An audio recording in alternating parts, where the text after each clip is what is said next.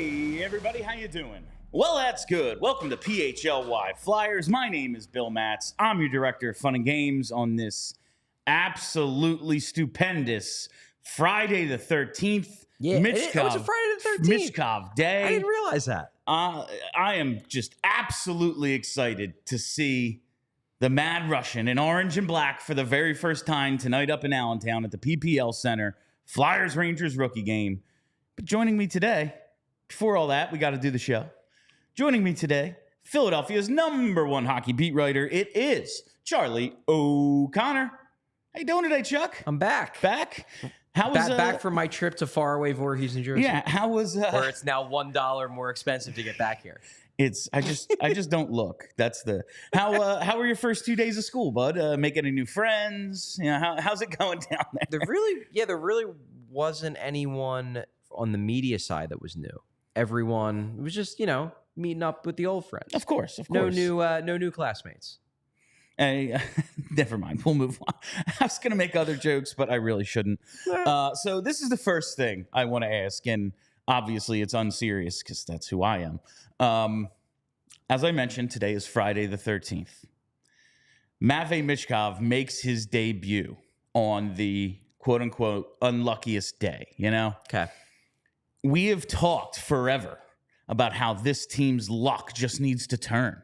Like, they have just suffered from inexplicable bad luck for years now. Yeah, like just some really bad decisions and all sorts of organizational problems. Right. But on top of that, horrible luck. Indeed. I just feel like this means something. Do you? I know that the universe is ambivalent, but I don't know, man. Sometimes things just go a certain way. I feel like this means something. I don't know. As much as I believe that the universe is random and chaotic, the last 10 years of Flyers hockey has led me to believe that perhaps the universe does put its finger on the scale of the Philadelphia Flyers. Only for the Flyers. Only the Flyers. Nothing else. And maybe, just maybe, that today, Friday the 13th, is Matvei Michkov's debut. And listen, it's a glorified scrimmage, as we said yesterday. Like, the rookies were on the ice with coaches for the first time yesterday. They had a morning skate today, and now they're going to go play a game. Like, it's a glorified scrimmage. It is. Oh, it's absolutely a glorified scrimmage. But they're going to be wearing Flyers jerseys. It's going to be a packed house. This is the most excited I've been for a Flyers game in a long freaking time. And it just feels like we're on the upswing. I know I've had my questions and my concerns about where this rebuild is going, and they still have such a long way to go in terms of building a team that can one day win a Stanley Cup. But I said to JP yesterday, today I'm happy.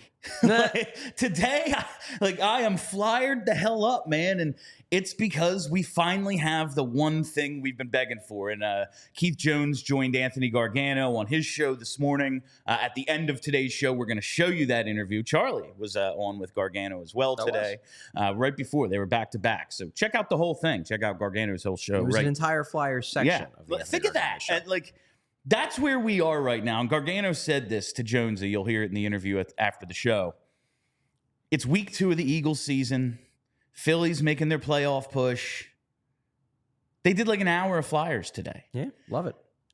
That means in a town where the sport, all 4 sports are fighting each other for coverage, and the Flyers have lost that fight consistently for a decade. Indeed.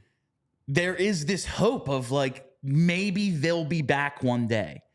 And it starts tonight with Matvei Michkov, not to mention Jett Luchanko and a whole bunch of other guys. Yeah. But that's my nonsense. Friday the 13th. Happy Friday the 13th to all who celebrate. Charlie, yesterday was day 1.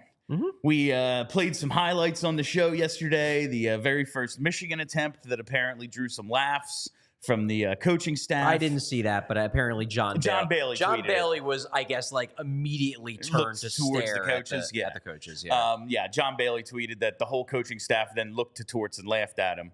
Mm-hmm. We saw a spinorama to set up a 2-on-1 chance. We saw him dig a puck out, get it to Jett Luchanko for a goal. Lot of fun, lot of excitement.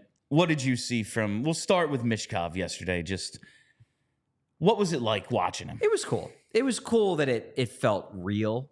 He's on the ice in a formal setting with his teammates doing things. He wasn't incredible. If you were expecting him to come on the ice and the heavens to open up and God himself to be saying, "This is my favorite son with whom I am well pleased," that was not ever going to happen. But It is the first day of practice. But he showed off the skills. He's got great hands. The quick hands were obvious throughout the practice. He looked good. He looked good. From what Emil Andre said after practice, he said he was hyper competitive, and Andre loves that because he considers himself to be hyper competitive as well. Loves to have that kind of competition on the ice. The vibes were fantastic, I would say. All good vibes. The place was significantly busier than it would be normally on the first day of rookie camp. I actually said that to Anthony this morning, that there are some decent crowds for the beginning of training camps. Sure. First day of rookie camp, nah, that's the 10 media members that show up, a scattered group of like 10 to 20 fans that walk in Flyers jerseys to get the autograph of whoever the first round pick is from the previous year. Yeah. According to the Flyers, and I did not count, so I'm just going to trust that they weren't exaggerating too much. They estimated about 300 people showed up on a Thursday morning in September after school has started. School start, yeah. I would say that is a sign that the fans are excited. It's just seems like the culmination, like, and again, they're a long way away from this actually like playing. I mean, they're a long way away still from, it's still a month almost, a little less than a month before meaningful games even begin. But it just seems like the beginning of something here, something meaningful. And I really hope so. Fans are so freaking excited. And, you know, like even today, they're on Gargano, they're talking about like, you know, temper the expectations. He hasn't turned 20 yet, you know? Sure. But I'm throwing all that away for right now. I am just an unabashed, and you, capital J journalist, I get it. My expectations, my optimism, my excitement is it's the ceiling is the roof, to quote Michael Jordan. Okay, like, well, I don't know numbers, but I'm just like, oh yeah, he's winning the Calder. He's going to be everything I want him to be. I am so freaking excited. Okay, so here's a question for you then, because look, I'm approaching this from a journalistic standpoint. Sure. Whatever happens tonight, I'm going to write about it. I'm going to explain it. I'm going to, make it into a story. That is my job. What are you expecting from Michkov tonight? While, again, like regular season expectations, you're going to be up against men. You're going to be up against the best players in the world. It might not be exactly what we want right away. Rookie game? Expecting them, I don't know, put on a show. But I expect to come out of tonight's game. I'm going to leave the PPL Center with a whole bunch of diehards who we gave tickets away to. It's going to be like 20 people joining us. And I think we're going to be leaving that rink saying Matvei Michkov was the best player on the ice. Does that translate to 3 goals? Is it, he gets a breakaway and 2 assists? I think we're going to say he was the best player on the ice tonight. Okay. So what happens if he's not? I jump out this window. No, we know it's a process. We know young guys might take a little while, and that might back me off of some of my, regular season optimism. He's got a ways to go. Also, like, there's no structure. These are line mates he's had for a day. One day. Yeah, one day. Like Elliot Desnoyers is going to be on his line. He has never played with either of these guys before. That's true. Jett Luchanko probably just met Matvei Michkov yesterday. Like, they don't speak the same language, although it really seems as if he's trying. He sure seems like it. If I don't, I'm going to have a whole bunch of excuses as to why. That's what I'm going to. Okay. That's it. Okay. I respect that. No, I'm not. Honestly, it's not going to kill my buzz. I am going to come up with a whole bunch of takes from Monday's show as to why it wasn't his fault. Mm-hmm. That's what it's going to be. Fair. Just Michkov in terms of, I realize, it's not like they're playing games out there yesterday. It's a morning skate today. Yeah. No, not a lot. Chemistry with Luchanko. It did appear. Kind of seemed like they had a little something. It did appear that the two of them showed something yesterday. Now, we'll see in a game situation. Obviously, we're going to see that tonight. The Flyers, we rank them as their 2 top prospects. I guess you could theoretically argue that Oliver Bonk might be a better prospect than Jett Luchanko, but they're at least 2 out of their best 3, I would say. They're putting them together. they want to see the magic happen. They do. And the thing that Luchanko brings to the table is speed. Michkov is a good skater, not a bad skater. He's not slow by any means. He's not a burner. He's not going to be flying up and down the ice and generating all the zone entries every single time the way Connor McDavid does. And really, the way Jett Luchanko probably will. Like, Jett Luchanko should be the guy who's blasting the puck through the middle of the ice, particularly on power plays, because he's real fast. And he's going to back off defenses because he has that high-end speed. And the Rangers prospects and young players and invites are going to pick that up very quickly, that Jett Luchanko can fly. If Jett can get Michkov in the offensive zone more, you got to think that's a good thing for everyone, because we want to see Michkov work in his office, in the zone where the wizardry can take place. So I like the idea. I think it's cool. And generally speaking, this is what happens in these games. They put the best prospects with the other best prospects to see what the two or the three have together. So it makes sense, but they didn't have to. I guess they could have put Michkov with, Rizzo or somebody else. No, they put him with Jett Luchanko. They know people are going to get excited about that. They're excited about that. I think you mentioned it before we went on that Ian LaPerriere, who's basically running rookie camp, went on the Flyers Daily Show with Jason Murtitas yesterday, and Murtitas asked him about the lines, and Lappy basically said, hey, that's above my pay grade. They picked the lines for these games, which tells me that Danny Briere and Keith Jones and maybe even John Tortorella wants to see Michkov with Luchanko, and that's cool. And we're going to get into the lines and pairs in a little bit for tonight's game. I like the dynamic, though. With this top line, I think there's something to it that could give us a little hint as to who Matvei might be playing with in the regular season, at least to start. I mean, he's going to play on every line at different points, but I don't know who you got a chance to talk to yesterday. But yesterday we talked to quite a few people. Yeah, actually. I assume we obviously talked to Michkov. Of course, it would have been a dereliction of duty if we did not request. You and I would not be speaking if you didn't talk to Michkov yesterday. So we got Michkov. Fight. We got Emil Andre. We got Carter Southern, and there was a fourth player who we got, but it's slipping my mind right now. We obviously got Ian LaPerriere, and then today we got Hunter McDonald. We got Elliot Desnoyers.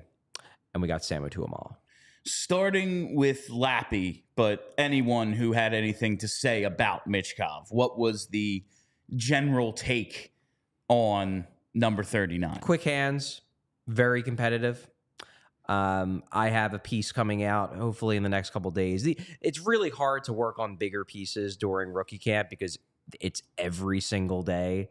And, now we're covering practices. I'm traveling, going up to Allentown, doing these videos, doing shows.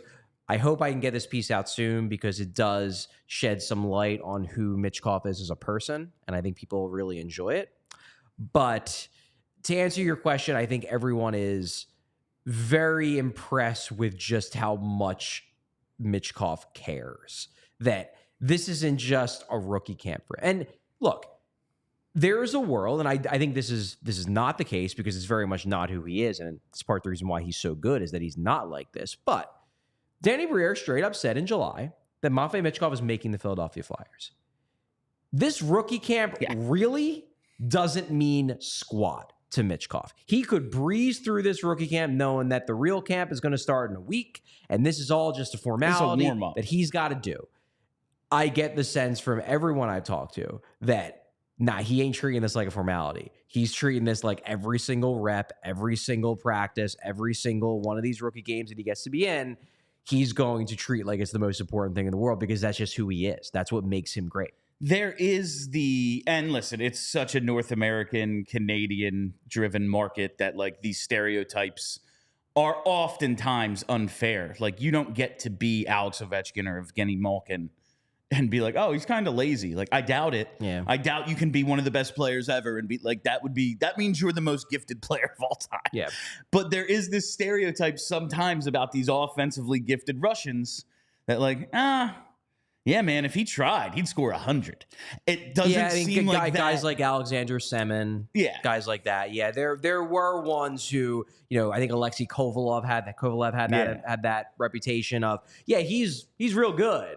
But if he actually gave a crap, he'd be a top 3 player in the NHL. I don't think we're going to have to worry about that with Matvei Michkov. Michkov is nowhere near that like fair or unfair stereotype. He is the opposite of Nikolai that. Zheredev was another Oh, mercurial player. had Let's use, all sorts use of- an SAT word, mercurial. Yeah, he had all sorts. He was of, difficult. you know. But it's just exciting to hear like Jonesy say how they're impressed with how mature Jett Luchanko's game is, and then you match that with just the competitiveness and the willingness to get better every day of Matvei Michkov, and it's like, man, I know we were kind of low on the Luchanko pick when it happened, and we'll see how this works out, especially with Zeev. Yeah, we'll see. There'll always be that Zeev comparison. We'll find out in a couple years. It's gonna be Earl Thomas, Brandon Graham. Yeah, and it took years for that. Yeah, it took years for that to swing until Jett scores the game-winning goal in the cup final. Yeah, like exactly. It took, but like. It's very exciting right now to just see this thing happening. Was there any? I want to talk about Matvei's press conference. Yeah, I want to talk about that too. He's working on that English, man. I made this point in my article. I made it in the video. I made it on Twitter that I get the sense almost that he's approaching learning English with the same competitiveness that he approaches hockey, which is wild. The fact, because he went into that press conference because he obviously had the translator. He had Slava Kuznetsov's son Max, who was doing the translating yesterday.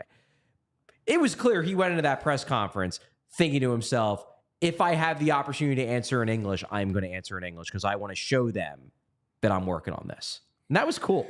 I'm like, listen, if he played for the Flyers for 20 years and never learned a word of English, I would not care. If he's a Hall of Fame caliber player, no one would have cared. He can speak gibberish. He could be Billy Madison out there. I would not care what language he's speaking. But it is so impressive to me as someone who like was pretty damn good at school without trying at all. I could not pick up foreign language. Like I would take Spanish. I took Spanish from 4th grade to 11th grade. I can speak Verde game when I go to the corner store. Right. That's what I know. Right. For people who understand that reference, like to be great, and like we're talking about a dude who has a chance to be an elite NHL player. Yeah. That takes, like to be great at something, 10,000 hours, that whole thing. It takes so much effort to do this one thing at such a high level. I cannot imagine then going home and doing homework. Yeah. Like that is insane to me. And I do think it kind of speaks to the drive of the kid where it's like put a challenge in front of him and he's already trying to tackle it. And it's like, I don't know, man, you're about to, on October 11th, you are going to be suiting up in the NHL for real. You're learning this on the side and like, seems to be going all right. Going okay. Very, very impressed by the character of this person. I think it, as much as I don't care what language he speaks, again, who cares? Well, it makes your job easier. One, It makes my job a It lot makes your easier. job a whole, like the best player on the team, who's the biggest story in the world for us. Yeah, being able to talk to him is probably pretty important for you. But just the drive to want to do it and already kind of be on it is very, very impressive for, again, a 19-year-old. And I think it's just important, too, for his overall comfort level. Because if you can more easily interact with your teammates and your coaches, it's just going to make things seem easier in terms of, absolutely, not even playing. Because I think the hockey, there might be a couple things that, would be easier if he understood what John Tortorella was yelling on a given day. But overall, or not, he knows hockey. Yes. Hockey is a universal language, regardless of where you came from. It's the game. It's ice, it's pucks, it's sticks, it's hockey. Draw it on a whiteboard and he'll know what you're saying. But I am very much of the belief that happy players are better players. And he will be much happier if he can go out with the boys and have some fun rather than going home after every game and staring at a wall.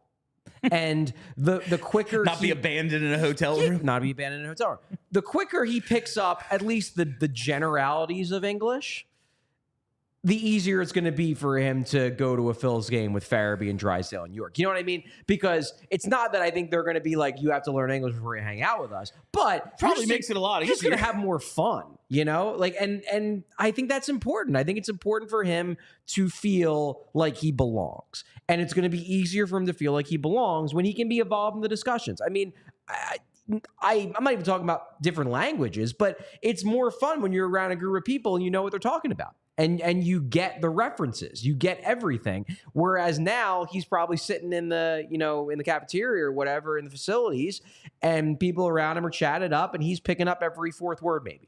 And that's got to be frustrating. And I think the quicker that he figures out what's going on and what everybody's saying and can be involved in the inside jokes and everything, I think it's going to be better for him, definitely in terms of his happiness and his mental health. But I think that carries over into play. So I love the fact that he's working hard on this. I think it's really cool. I think it, like you said, it's definitely, it bodes well. It just bodes well because he definitely knows, while I think it was probably overblown and maybe there's a good side to it that he's so demanding of his teammates and all this, there was that little bit of concern. Maybe it's part of the reason he dropped to the Flyers at 7, that he's maybe not the easiest teammate. I think it's a big reason why he wasn't taken at 5. Yeah. I'll tell you that. I think there was concern that maybe he's a little tough to play with. Regardless of how true it is, regardless of how much an issue it actually is, he knows that was said about him. Yeah. Of course. Oh, no. I can tell you with certainty he knows.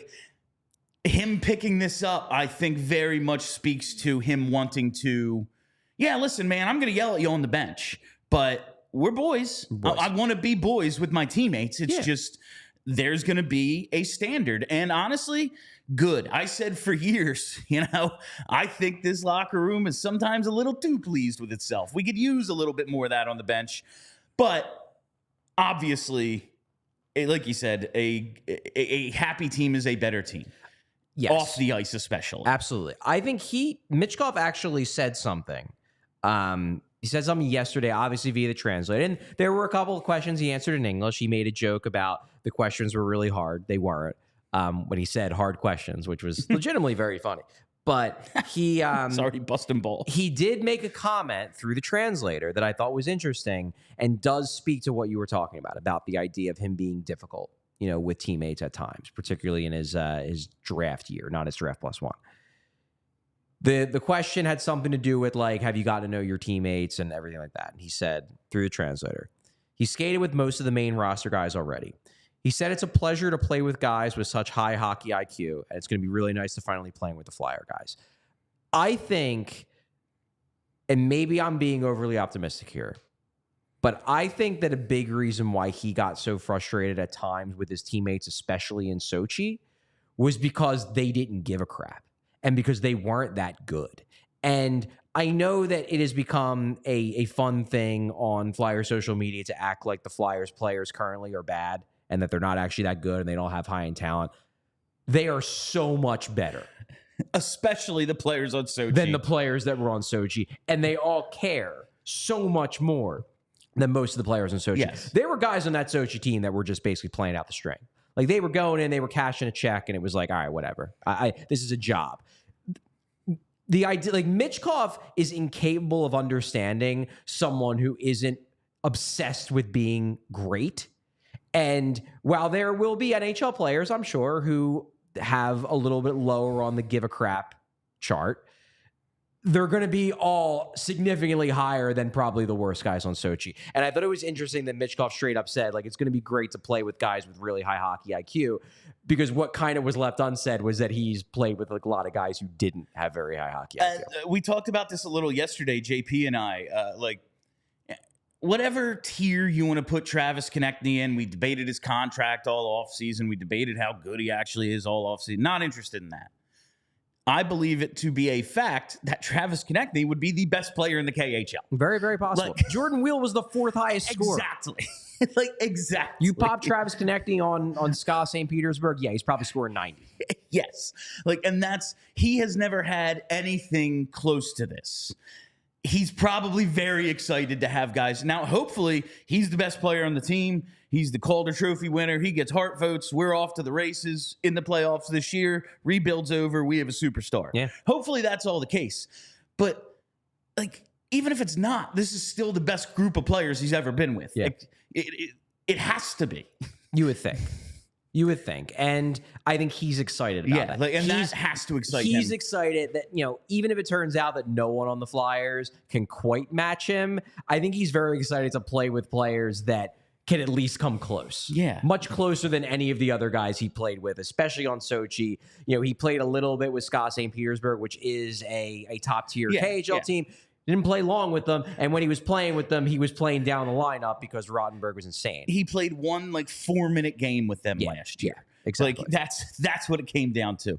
All right, we have a lot more to talk about with Matvei Michkov, the rookie game tonight, Charlie's impressions of camp.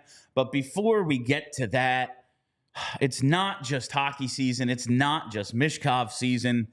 It's fall allergy season. Man, I have been a fall allergy sufferer my whole life, and straight up, it sucks. Fall allergies can begin as early as August and last into November. Well, we're at September 13th, and they are here, dude. It's an issue.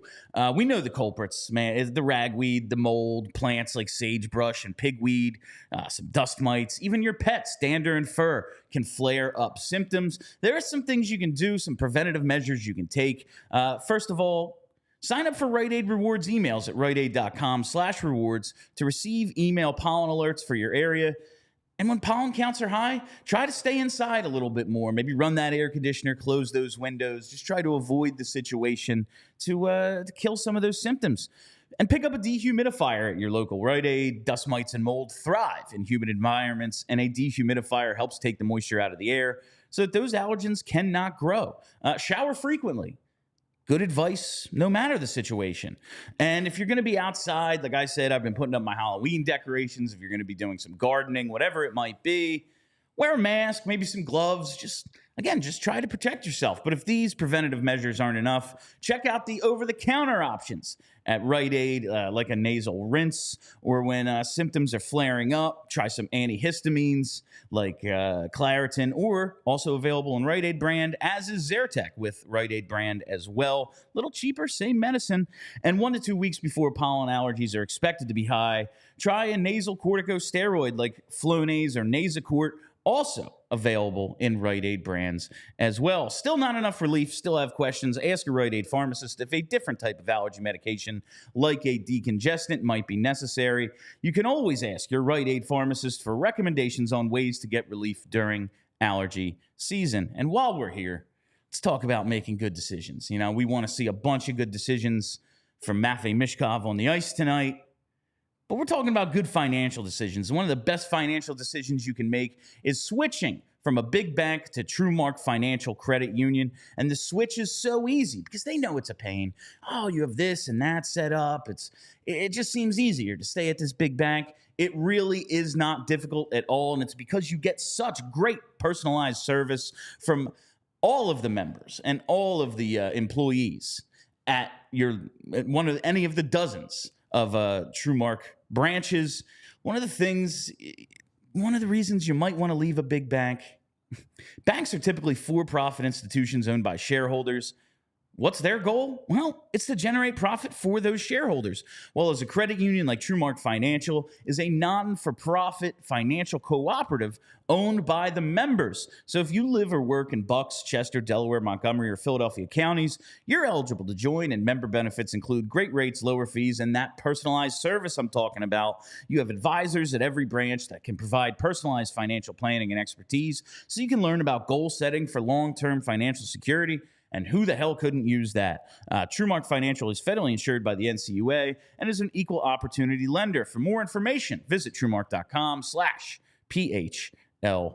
All right, Charlie. So I think that's kind of the Michkov stuff. Did anything else pop about Michkov before we get into some other guys? Not really. I think everyone's just excited about this game. It's vibes right now, man. It is. Was 300. I realize again, it's a Thursday morning during school. I expected a little more than 300. Did you? Yeah. Was it like a madhouse? No, like no, it wall to wasn't. wall? But there were lines. I There were saw lines, the there were a line. lot The of picture of people. the line you took was like around the corner. It wasn't packed to the degree of, like, for example, the degree to which the scrimmage was on Saturday during development camp, where Okay. that was like wall to wall packed. Interesting. But again, that was Saturday. Yeah. This is a Thursday in September. People have jobs and people are in school. Absolutely. I understand. I don't know. I had it built up in my head that it was going to like be TO and Lehigh, but again, that was the summer as well. So Sure. All right.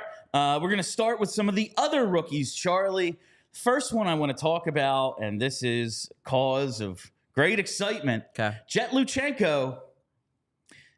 His presence, his speed, like all that's great.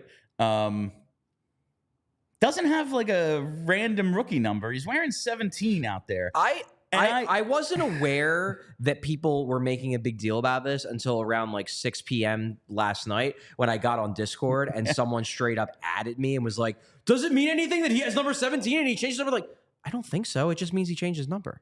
But I gathered that on Twitter, this was a thing, that people convinced themselves that because he changed his number, he's going to make the team. Yeah. I don't know about that. I just think first, and we're going to get into this, to me, yeah, a lot of times rookies are just wearing weird numbers. Like Shane Gostisbehere comes up and wears 53 and had no intention of keeping it. But it was like, oh, you sold so many jerseys, I think I'm just going to keep it so I don't inconvenience people. Yeah. I think that happens sometimes. Well, it was like Morgan Frost is Danny's number, because it was given to him. Yeah. And then suddenly everyone was like, it's so cool. You're a skilled offensively oriented forward and you have Danny Briere's number. And then he actually got to know Danny. Yeah. And said, okay, I guess I'm keeping the thing. But what stood out to me personally is not that he had like a regular number. It's that it's number 17. Okay. And number 17 is very much, obviously, like there's the retired numbers where one guy made it theirs, like, 16 Bobby Clark, 88 Eric Lindros. These are untouchable numbers, superstar Hall of Famers. Yeah. Like, I'd be surprised if anybody gets 28 for quite a while. It'll be probably a little bit. But 17 has kind of been this, and there's some other guys in between him, and the last dude to wear it was Zach McEwen, and so much as I love him because we're like twins, right? Not exactly some of the other guys on this list, but just looking at some of these names, like Paul Holmgren, 500 games for the Flyers, racked up 309 points and 1,600 PIMs in the late 70s, early 80s. And we know he coached the team for 3+ years. He was the AGM. He was the GM. He was the POHO. Now he's a senior advisor. That's a franchise legend, Paul Holmgren. Yeah. He is one of the, lifers. Rod Brendamore, a huge fan favorite. 601 points in 633 games with the Flyers. Led the 97 playoffs in goal scoring with 13 goals. Jeff Carter, the man for his time. Scored a lot of goals. 181 goals in 6 seasons. His 46 goals in 08-09. Second most for any Flyer since the lockout, behind only Gagne's 47. And then Wayne Simmons, like Mr. Flyer of his era. 203 goals in 584 games. 784 penalty minutes, were 5th most in the league in that span when he was here. Fan favorite, ultimate Flyer, all that stuff. The Wayne train. I'm just saying 17 isn't a random number. It's something you put on a guy you expect something out of at this point, Okay. I believe. I don't think it's like the Yankees where they lined everyone up. No. But it does, number 17 means something, at least to me. Okay, that's interesting. You don't put much stock in this stuff. don't put a lot of stock in this being that meaningful. I was surprised because when I saw it on the ice, I was just like, oh, he has a new number, cool. I was not expecting 5 hours later to realize that like Twitter had turned it into a thing. I just didn't expect it. And I don't think this means he's making the team. Right. Like we said, it's a non-zero. I guess he gets the non-game tryout and we'll see from there. But like chances are it's not happening. Ian LaPerriere straight up said yesterday he's not going to turn pro for a couple years. Okay, now, he actually said. Yeah, he straight up said. Now, again, Ian LaPerriere isn't the end-all, be-all of information in the organization. That's true. Perhaps he has not been made privy to the plans of Danny Briere and company in terms of Jett Luchanko, especially because Ian LaPerriere has never coached Jett Luchanko before. It's not like one of the guys that he's familiar with from Lehigh Valley.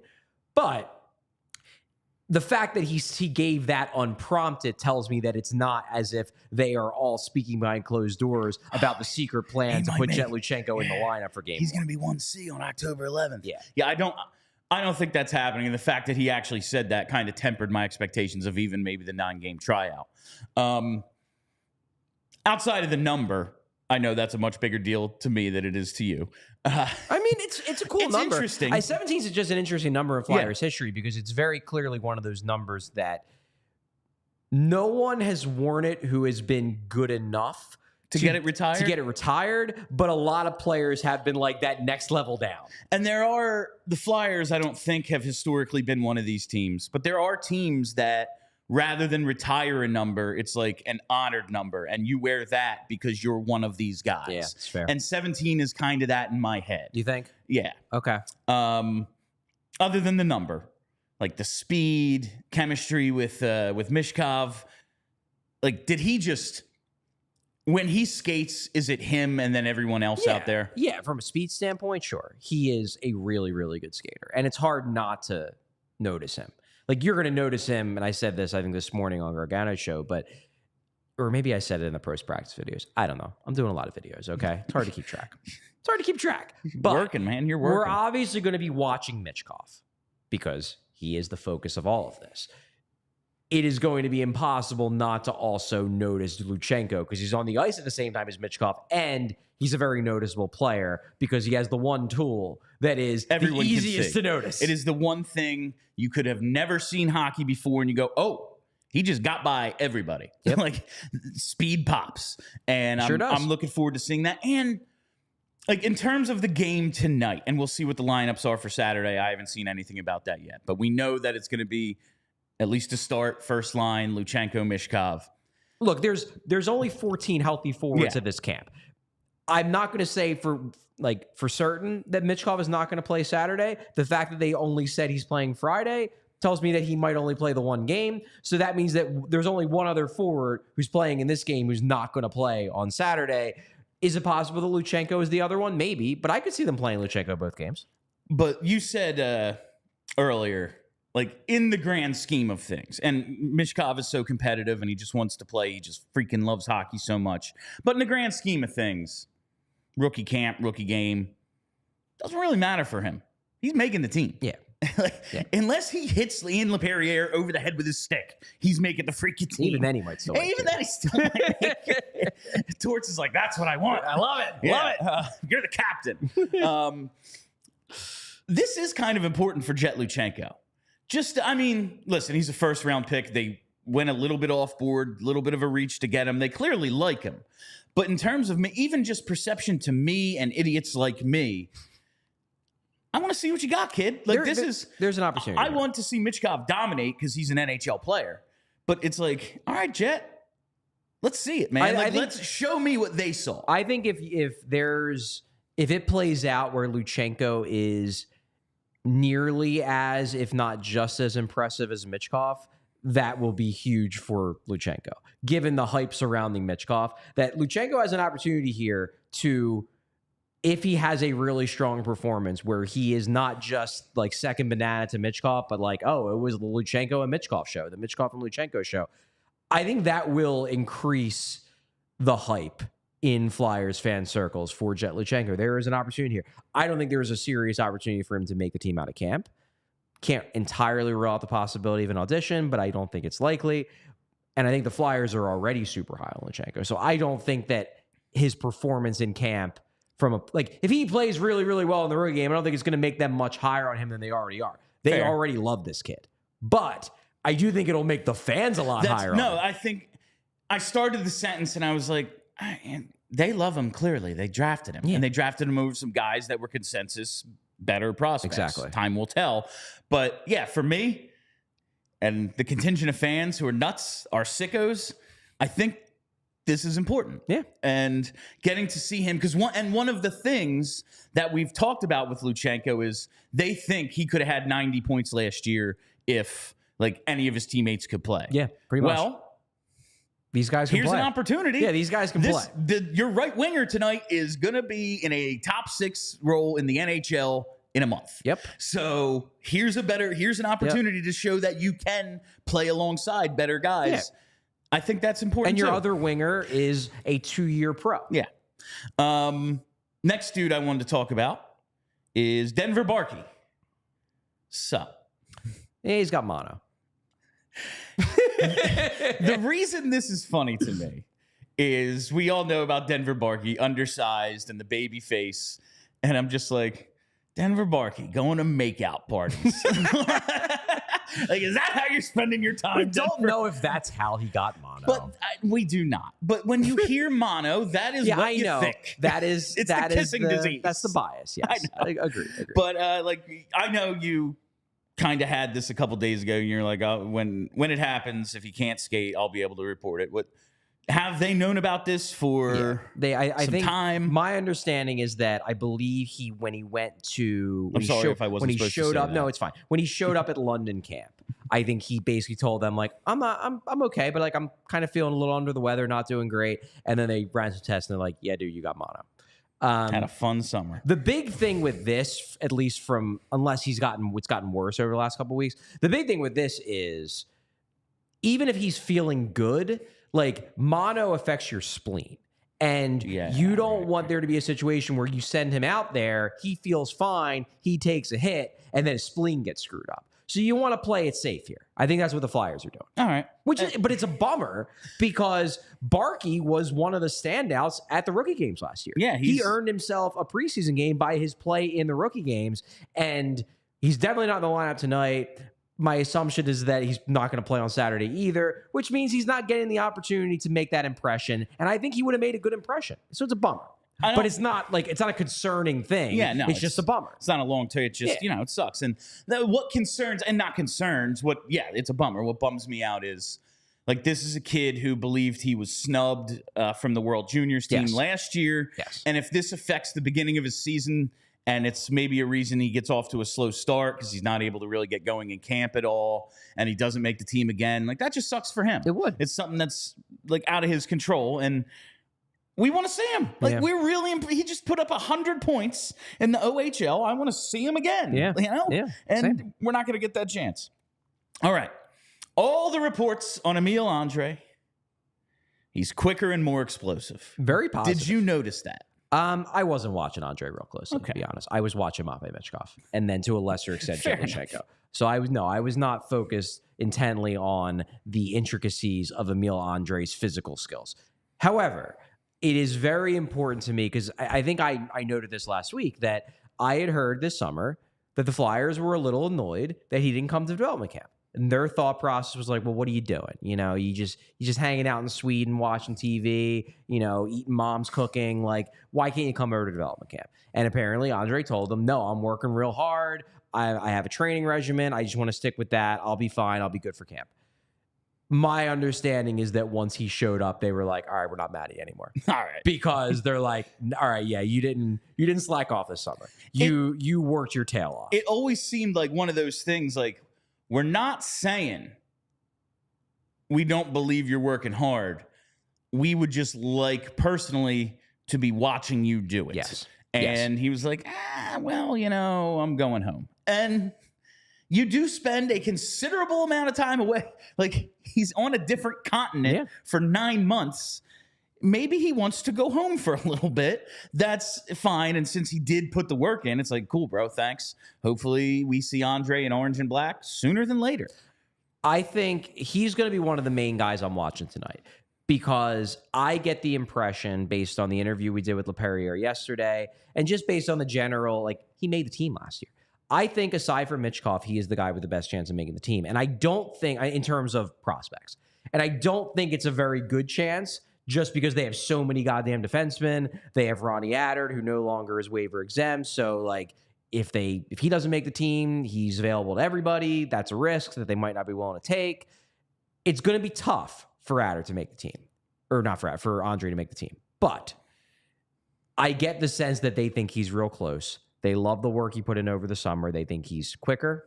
They think he's stronger. They think he's leaner, but in a good way, that he has less fat and more muscle. So even if he's lowered the weight, he's actually stronger, which is the exact thing you want a young guy to be doing. It showcases the work ethic. It showcases the dedication and commitment to an off-season workout regimen. I think he's put himself in a position where if he has a real good rookie game, maybe he'll play in both.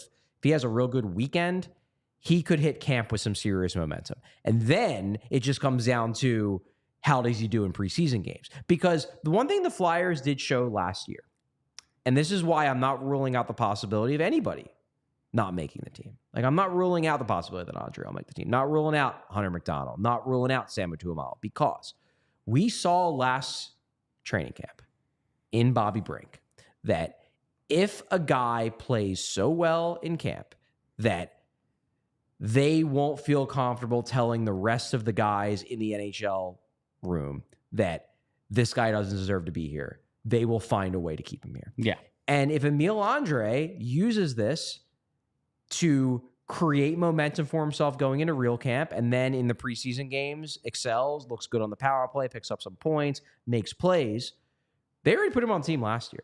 It's not going to be a hard sell for them to be like, all right, maybe we got to keep 8 defensemen to start the year because Emil Andre just needs to be here.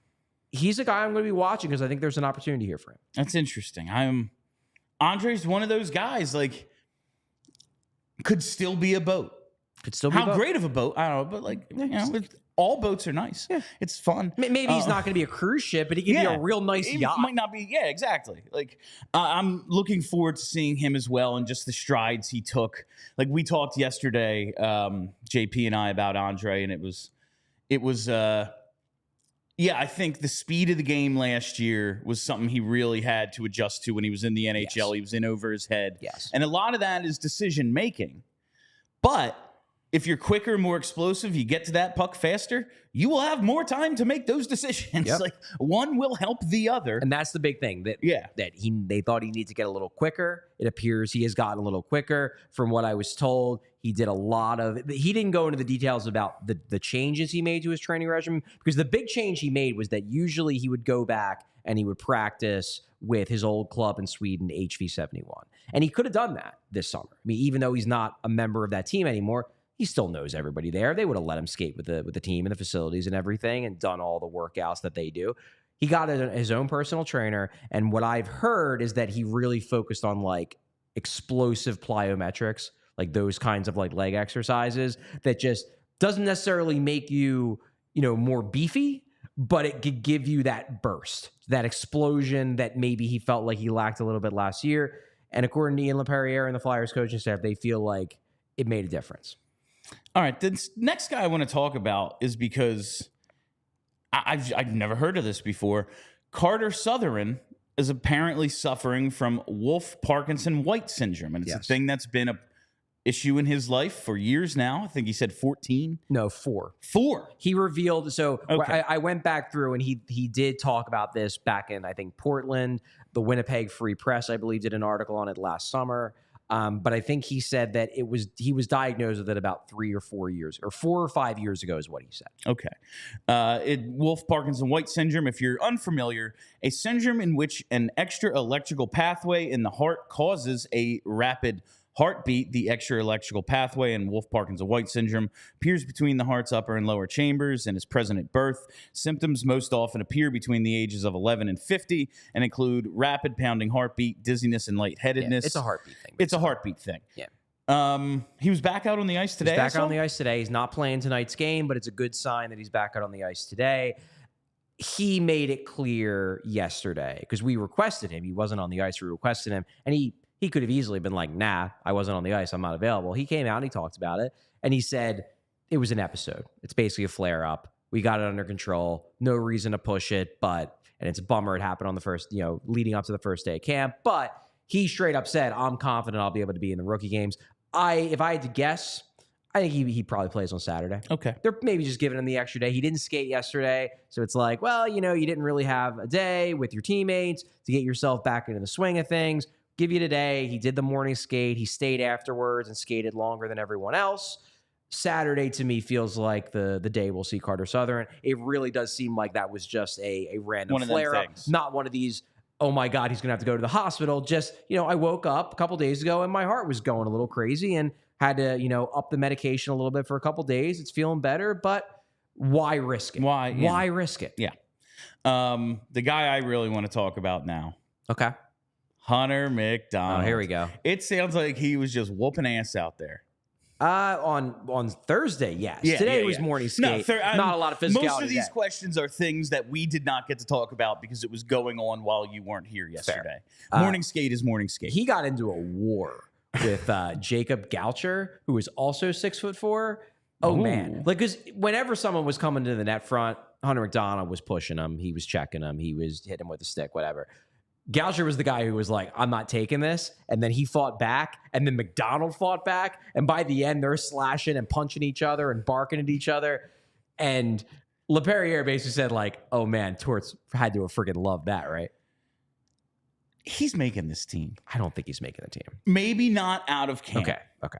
But like we talked before, he's going to get a game this year. Maybe comes up at the end of the year or whatever. Year, and listen, Andre probably right now ahead of him on the depth chart. Maybe it's depending on. It's also just different roles. That's if it's an injury, who the injury is to, and what they're trying to replace. Yes. But I have no information. That's the journalist. I'm the guy who just goes on vibes. I just feel like the call is out. Come take Risto from us. And then Hunter, congratulations. I just feel like they want this guy so bad. They love his intensity, the meanness. That's something I heard Anne LePerriere talk about today is like, I love a dude that it's way easier to calm someone down than it is to try to put that meanness in them. And he has that. And we very much know that size, aggression, physicality, being an a-hole. Yeah. These are things they very badly want on their blue line. Yeah. And he checks all those boxes. Well, I think it's notable, and this might be a good time to show the lineup, but I think it's notable that Hunter McDonald is paired with Oliver Bonk, one of their top prospects. Yeah. Before we move on to the lines for the game tonight, were there any other standouts, notes, guys we didn't talk about that you're like, Let's just go to the lines. Let's go to the lines. Let's go to the lines. All right. It's 152. Let's go to the lines. You're right. So we have the top line of Desnoyers, Luchanko, and Michkov. Really, really looking forward to seeing these guys play together. And I do like the dynamic of your top two prospects together and then a defensively responsible, seasoned pro, couple of years pro already, in Elliot Desnoyers. And this was said on Flyers Daily today, and it's the first thing I thought when I saw the lines. This kind of seems like a Frost-Forster sort of pairing where, all right, we have the good, skilled center. We know about Luchanko's potential playmaking. Desnoyers, maybe not the offensive upside of Forster, but definitely a guy who can make up for the mistakes of the two young guys, especially like it's not like they've been coached on any structure yet. It's day two. I just really like this, and I like it for Desnoyers as well. He needs to really show out if he's going to have, like, this is a make or break year for him. This is a S or get off the pot kind of year for Desnoyers. So here you go. You're playing with the top two guys. You know what your role on this line is. Let's see it. I like this grouping. Yeah. One thing I do want to point out, because I've had a lot of people on Twitter, and I even see Jacob Haight saying this in the comment section. Matt Rempe is not playing. He's not in rookie camp. Why would he be in rookie camp? He was an NHLer last year. I thought, honestly, he played fewer games. I looked it up because I thought he was a rookie, but he played more games than I thought. Okay. So I think at one point, like when the press release first came out, they were like, Rempe, it was one of the guys they advertised. Oh, really? But it might have been like, and he played last year. Like maybe that was it. I'm looking at an article right now from Vincent Mercoliano, who covers the Rangers, and says that Matt Rempe was given a pass for this rookie camp. So he's not there. Okay. So you're not going to see a Sawyer Bolton versus Matt Rempe or a Hunter McDonald versus Matt Rempe. I know Matt Rempe is I'm not even going to get into this. I think Matt Rempe gets way too much hype for what he is. Obviously. Because he's big and he fights. He's not that big of a deal, guys. We can stop obsessing over Matt Rempe. He is a heavyweight on the New York Rangers. It's not that big of a That's deal. what it comes down to. He's not very good. He's Sorry. not. He did score against us last year. He did. That's true. We don't have to assess or The rest of these lines, I like Rizzo and Tuamala together, a couple of guys with an outside chance. But the D pairs are what is most interesting, I'd say. Yes, I would agree. Emil Andre and Spencer Gill, Hunter McDonald, Oliver Bonk. These are 4 dudes who all might be part of the future blue line. Yeah. Yeah, I think it's interesting that McDonald is with Bonk because I know they like Bonk so much. He's one of their top 3 prospects. And they could have put Bonk with Andre and then stuck McDonald with Gill, who they like Gill. He was their 2nd round pick. But they know Gill ain't making the team. He's going back to juniors probably for 2 more years, and then we'll see what he becomes.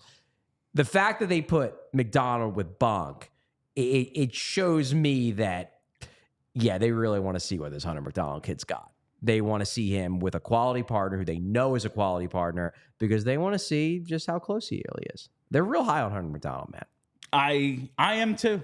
I know it's not as if he has Norris upside, but I'm just looking forward to watching him staple dudes into the glass. I think that will be a lot of fun. It'll be fun to watch him. So McDonald, interesting. Definitely a guy worth watching. Oliver Bonk, obviously a guy worth watching. Something you pointed out on Twitter, the top power play unit initially did not feature Oliver Bonk In the bumper. And then he was always on it. He was on it. He was on just like the left side. Your typical defenseman on the left side. Yeah. And then they ran a set with him in the bumper, which is where he racked up all those goals Bumper and points. Bonk. Bumper Bonk, which is where he racked up all those goals and points.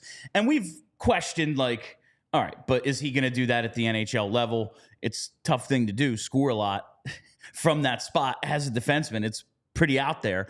But maybe he just has that skill set. Maybe it just works for him. I like that they're giving it a look. Yeah.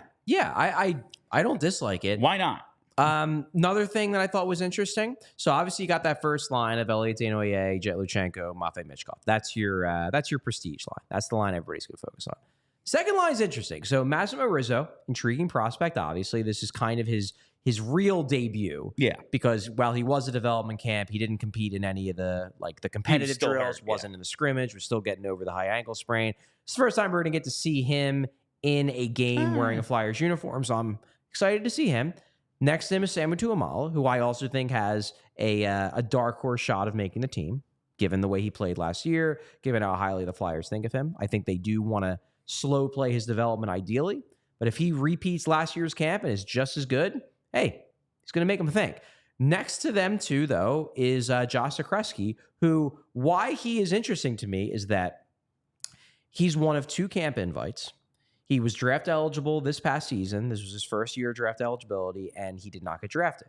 But we've seen in the past them sign undrafted guys to entry-level contracts that they liked if they perform well in development camp. The fact that Zakreski is playing on what sure looks like line 2 and was playing on the second power play, that strikes me as the Flyers giving him a real look and saying, you know what, kid? You want an entry-level contract? Show us you want it. Show us you're good enough. And I was just looking up. The Flyers are at 44 contracts. They could. So they do have, they have some room. They have 6 spots if they want to sign an undrafted guy. Yeah. I like it. He played for the Portland Winterhawks last year. I think he had something like 40-something points in 68 games. So there could be something there. And the Flyers, I think, want to see. They're not just parking him on a line with Sawyer Bolton and Al Capone. They're they're putting him on a line with legitimate prospects, and they're giving him power play time. If he pops in a few goals, maybe he goes the route of Phil Myers and Igor Zamula and J.R. Avon, where they show up to camp, they impress, they get a contract only a few months after being passed over in the actual draft. All right. Before we get to the Super Chats, I just want to thank all of our PHLY diehards and I'm very much looking forward to meeting a whole bunch of diehards in Allentown for the game tonight. Great ticket giveaway. Just one of the many benefits of being a PHLY diehard. So thank you for all that you do for us. Couldn't do it without you. All right, Charlie, before we get to the Super Chats, anything else? Or is it Super Chat time? Let's go Super Chat time. Super Chats! Yeah, why not? All right. We have 3 of them today. First from JH. Matvei Michkov lifting the curse of the Wells Fargo Center tonight. Unfortunately, it's going to be at Allentown. Yeah, it's not in but Wells Fargo. maybe making his debut elsewhere will save him from like the curse getting to Yeah, him. he might not only is he going to make his rookie camp debut elsewhere, there's a decent chance he makes his actual preseason debut elsewhere because it starts on the road. They play their first game in Washington. And their regular season is in Vancouver. Starts in Vancouver. Sure does. All right. So we're keeping him as far away from the Wells Fargo Cargo Center as possible, thankfully. All right. Let's go to K-Red. Best bit from Jonesy on Gargano. When asked about Michkov, he immediately complimented his brain, specifically his vision, maturity, and competitiveness. He wants to win all the cups. Let's effing go. Not just one cup, all of the cups. Just give me I'm going to take you guys back to Russia. We're going to win the Gagarin Cup or whatever the hell it's called. It is the Gagarin Cup. Yeah, we're going to win the World Cup, even though that's soccer. We're going to win all the cups. I think it's pronounced Gagarin, but you got the name right. Listen, man, I'm trying here. All right, and now let's get to this last one here from Nathan Smith. Oh, it's just a nice comment. You all have made the hockey offseason extremely enjoyable and insightful. Thank you all for listening. Yeah, thanks for sticking with us, everybody that did. I fully understand that some people, once the season's over, are going to say, you know what, it's the summer, it's hot out, I don't want to think about hockey. I'll join back up with the PHLY Flyers guys in September and October. But a lot of people stuck with us. And I just want to thank everybody who watched the shows all summer. Our numbers were pretty darn good, given the fact that it was the summer. And also that like the Flyers didn't really do anything. They didn't do anything. It blows me away. Our audience has been tremendous. So thank you all. And thank you all for joining us today. That'll do it for us. But stay tuned. After I wrap up here, we're going to throw it to Jonesy's interview on The Gargano Show. So if you missed that, check it out. If you want to see Charlie on The Gargano Show, watch The Gargano Show. I'm not playing both. All right. My name's Bill Matz. That's Charlie O'Connor. I will see you all in Allentown. Stay loose and sexy, Philly. Hey-o. And let's welcome the president of the Flyers. Oh, look at that picture. Isn't that great? Nice picture. He's on the phone with us right now. He is the great Keith Jones. Jonesy! How you doing, Ed? Dude, we're pumped up, man.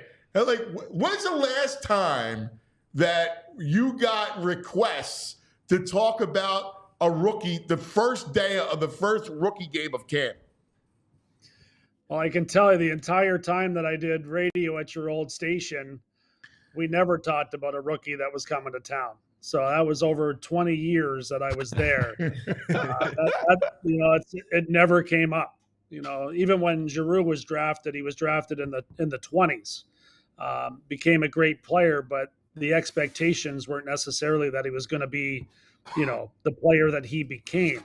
So this is different for sure. It's fun. It's exciting for all of us, and it's just a really neat time to be a part of the Flyers franchise. What pops about him, man? Like now that you've gotten a chance to be around him, to kind of just see him, just skate. Like what pops about him? Well, his brain is off the charts as far as how he sees the game offensively. I believe that he's extremely committed to being great. I mean, most of us just wanted to get there, but he wants to be great. So there's a willingness kind of to do whatever it takes so far and what I'm seeing from him. And everything he does on the ice, whether he's out there by himself, whether he's, skating with future teammates, everything he does is with a purpose. It's something that it's just something unique. It's something you don't see all the time. I play with great players. I played on the same line as Forsberg and same line as Sakic, same line as Lindros, Leclerc, and they all had those qualities. But I've never witnessed the 19-year-old come in with it. Like, I'm sure they did. I'm sure they had that, but I played with them when they were in their prime. So this is kind of a neat thing to watch and try to project, but at the same time, keep expectations in check just because of his age. Of course. And listen, I know that's going to be like part of the messaging that, hey, everybody, you can't expect too much too soon. But I love what you just said because being around great players, and it doesn't matter what sport, there is a uniqueness about how they attack it, right? Like Kobe had these qualities from very young. Like I can imagine Forsberg, who, still has them to this day, right? Like the guy showing up in the middle of the night to shoot pucks and all kinds of things. Like all those guys that did things differently, and it stands out to you, right? Like no matter what sport it is, the quality stands out. There's a vibe about that. It sounds like Michkov has this vibe about him. Yeah, and that's one of the unique things about this whole situation is the Flyers for many years, especially prior to the salary cap, brought in those type of players, but they were in their prime. They'd already, or in some cases, past their prime. The Jeremy Roenick's, the Jaromir Jagr, who came in and was so impressive by not just what he did on the ice, but how he led by example off of the ice, how he made sure he went the extra mile with everything he did in the gym, everything he did to dedicate himself to be the greatest player that he could possibly be. And, that's what you hope for from players. It's, I think everybody approaches it differently, but superstars do have something about them. And Kobe Bryant's a great example of that. But, we're hopeful that that's what the type of player Michkov becomes, but all early indications are that he has the talent and the willingness to do whatever it takes to get there. So it's good to be excited about it. Yeah, and you know what's interesting is and you nailed it. Listen, the Flyers, especially when Ed had the Flyers, would always tried, right? No matter what. And every great player in the NHL, like beginning with Darryl Sittler, right? At some point, Paul Coffey became a Flyer, right? Like at some point. But now we actually got like a young prospect, like a talented prospect. And the last one's Lindros, Jonesy. Yeah, there's no doubt about that. And, you saw the great lengths that the team had to go to get him. He wasn't their draft pick. It was a huge trade. It was battled out with the Rangers to see who eventually was going to get him. There was a lot of money involved. Like there was so much that went into getting Lindros here. To be able to draft, Michkov with a 7th overall pick was, something that we feel very fortunate about. So we don't take it for granted, and we know that it's important for us to, make sure that we bring him up in the right environment, that we have players around him to insulate him, players that he can learn from. And I think there's going to be players that learn from him. I think it's awesome that he's out there with all our rookies, that he's going to play in the game tonight. They get a chance to see how he operates, how he prepares, what he puts into, the process of getting ready for a game, and then what he does when he's out, most importantly, on the ice. So it's great for our younger guys to have a good opportunity to get to know him, and good for him to have the chance to get out there and show his stuff as this, the early part of training camp gets going.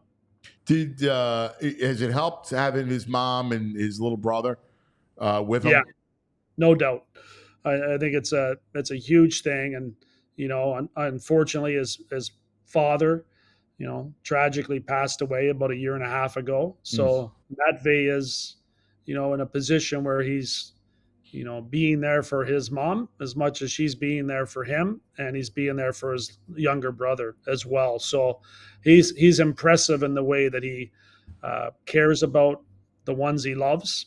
And I think that's going to be the type of player and person he's going to be here with our team. So he's a special young man. That's awesome. Who else, Jonesy, are you looking forward to? Luchanko will be on the ice with him.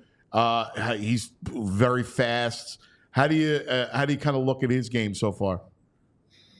Yeah, the best part about his game is it's mature already, and he's really young. He was one of the youngest players in the draft last year.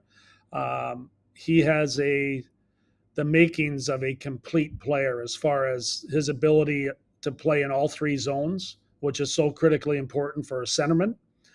He's very sound defensively, and he is one of the fastest players in our organization. So we have some speedsters like Owen Tippett. There's no question that he can flat out fly.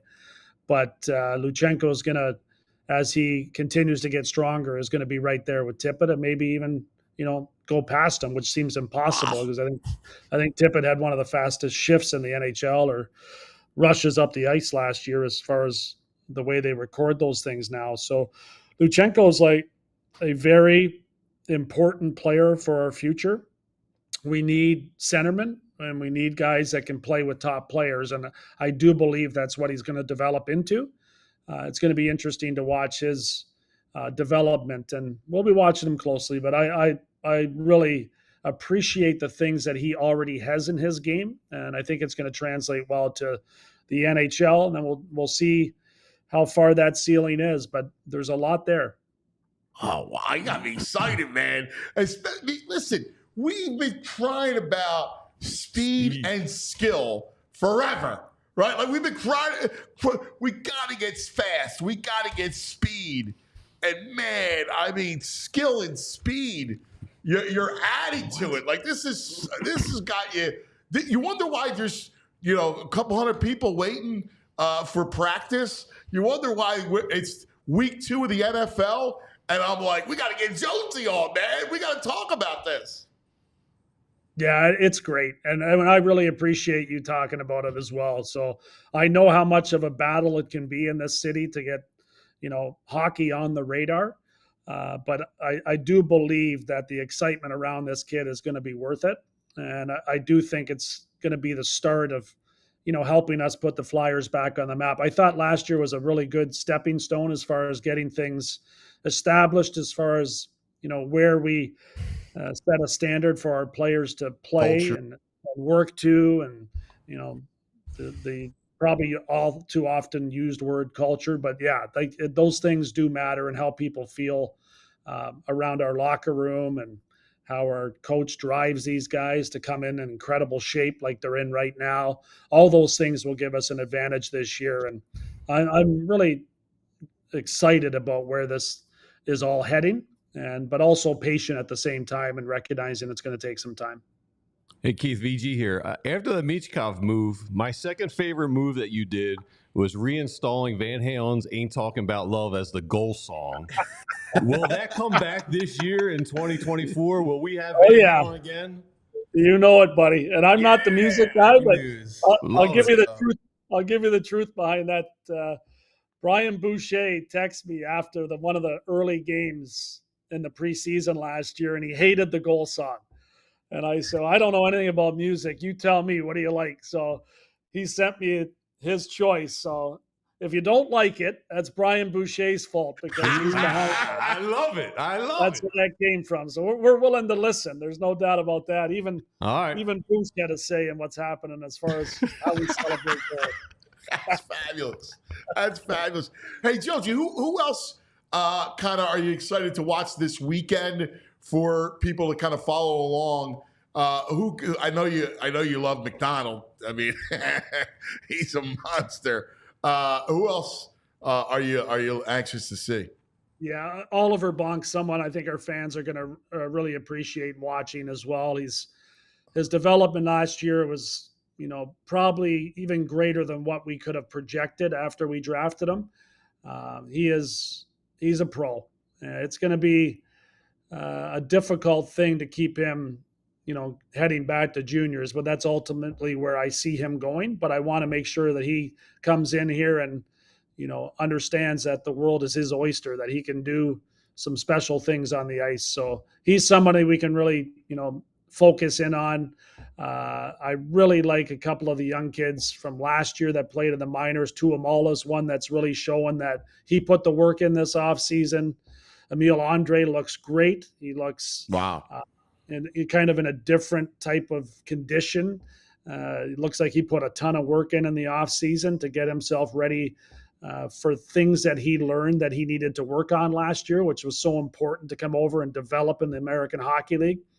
That league is a great league for players to develop at all positions. And I think it's an important part for a lot of our young guys to go down there and learn what it is going to take to be a professional athlete. So I think there's some good things that have been learned from a lot of our young players, and there's a lot to look forward to. There's been 2 years in a row that I feel like we've come away with some really important pieces to our future through the draft, and these guys are continuing to develop. So it's an awesome time of the year.